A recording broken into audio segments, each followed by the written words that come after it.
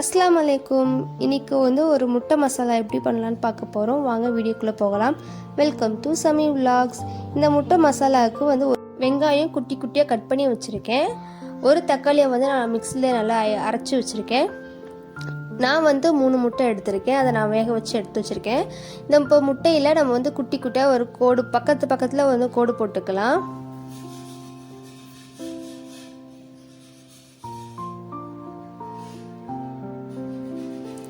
கோடு போட்டதுக்கப்புறம் இதுக்கு தேவையான மசாலா என்னென்னா, 1 ஸ்பூன் மிளகாய்த்தூள், 1/2 ஸ்பூன் கரம் மசாலா, 1/2 ஸ்பூன் மிளகுத்தூள், 1/2 ஸ்பூன் ஜீரகத்தூள், 1/4 ஸ்பூன் மஞ்சத்தூள்.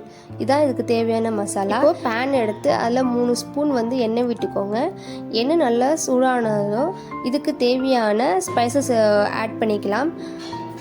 நான் ஒரு பட்டை, ஒரு ஏலக்காய், 2 கிராம்பு, கொஞ்சோண்டு கல்பாசி எடுத்திருக்கேன். இது நல்லா பொரிஞ்சு வந்ததுக்கப்புறம் நம்ம கட் பண்ணி வச்சுருந்த வெங்காயத்தையும் நம்ம ஆட் பண்ணிக்கலாம். வெங்காயம் நல்லா வதங்கணும். கண்ணாடி பதம் வர வரைக்கும் நம்ம நல்லா வதக்கி எடுத்துக்கணும்.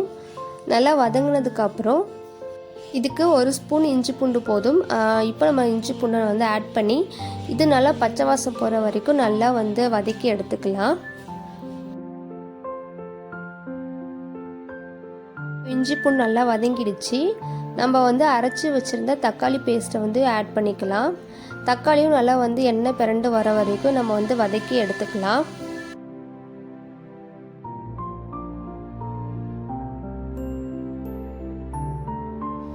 தக்காளி நல்லா எண்ணெய் பிறண்டு வதங்கி வந்ததுக்கப்புறம் நம்ம எடுத்து வச்சுருக்க இந்த மசாலாவை நல்லா மிக்ஸ் பண்ணி விட்டுட்டு, மசாலா பச்சை வாசம் போகிறதுக்காக கொஞ்சமாக தண்ணி விட்டு அதையும் நல்லா பச்சை வாசம் போகிற வரைக்கும் நம்ம கொதிக்க விட்டு எடுத்துக்க போகிறோம்.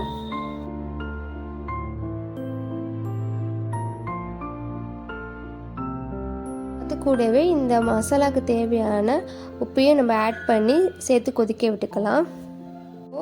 இப்போது நல்லா மசாலா எண்ணெய் பிறண்டு நல்லா பச்சை வாசம் போய் நல்லா கொதிச்சு வந்துருச்சு. இந்த ஸ்டேஜில் நம்ம அவிச்சு வச்சுருந்த முட்டையை நம்ம ஆட் பண்ணிக்கலாம்.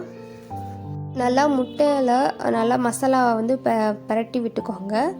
இது கூட உங்களுக்கு கருவேப்பிலை வேணும்னா போட்டுக்கோங்க, அப்படி இல்லைன்னா ஸ்கிப் பண்ணிக்கலாம். புதினா கூட ஆட் பண்ணிக்கலாம். நான் கருவேப்பிலை தான் ஆட் பண்ணிக்கிட்டேன். அவ்வளோதான், சூப்பரான முட்டை மசாலா ரெடி ஆகிடுச்சு. இது உங்களுக்கு பிடிச்சிருக்குன்னா வீட்டில் ட்ரை பண்ணி பார்த்துட்டு கமெண்ட் செக்ஷனில் கமெண்ட் பண்ணுங்கள். மறக்காமல் சப்ஸ்கிரைப் பண்ணுங்கள், பெல் ஐக்கானை கிளிக் பண்ணுங்கள், லைக் பண்ணுங்கள். தேங்க்ஸ் ஃபார் வாட்சிங்.